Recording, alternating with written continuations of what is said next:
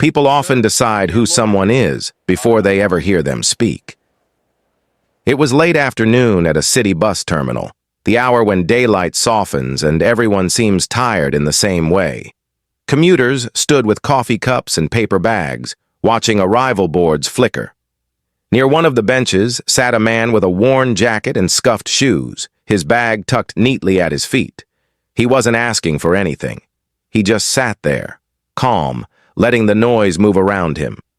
When he stood to stretch, a security guard glanced over, then closer. "Can't loiter here," the guard said, not unkind, just certain. The man nodded and sat back down.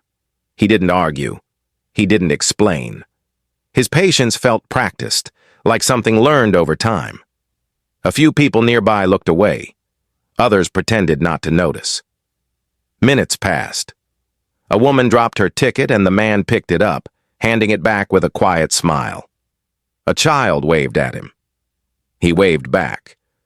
The guard watched from a distance, arms crossed. The man opened his bag, pulling out a notebook filled with careful handwriting. He read slowly as if the words mattered. The terminal hummed on. No one spoke for him. No one challenged the assumption hanging in the air. When an announcement crackled overhead, a supervisor approached the guard. They spoke briefly, then both turned toward the bench. The supervisor walked over and greeted the man by name, thanked him for waiting.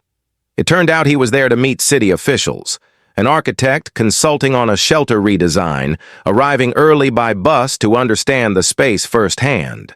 The guard's posture changed. Not embarrassed, just quieter, more careful. No apology was demanded. None was needed. The guard offered a seat indoors. The man accepted with a nod. Around them, something subtle shifted. People looked again, not out of guilt but recognition.